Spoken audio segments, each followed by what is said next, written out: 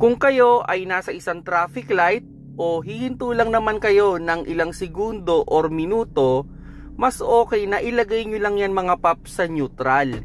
Then i-engage ninyo yung inyong handbrake.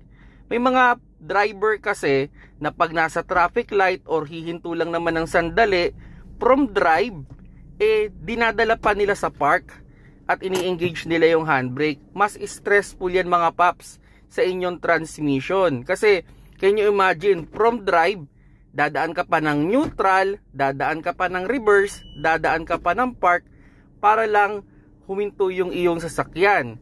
Unlike nung, pag nasa drive ka, gusto mong magpahinga yung paa mo, lagay mo lang sa neutral, engage mo yung handbrake mo. So, isa lang yung movement ng shifter ninyo at yung inyong transmission.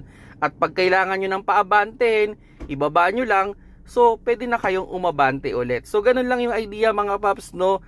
Kung sandali lang naman yung paghinto ninyo, gusto nyo magpahinga yung paa ninyo, lagay nyo lang sa neutral, basta naka-engage yung handbrake. Huwag nyo lang idala sa park yan mga paps.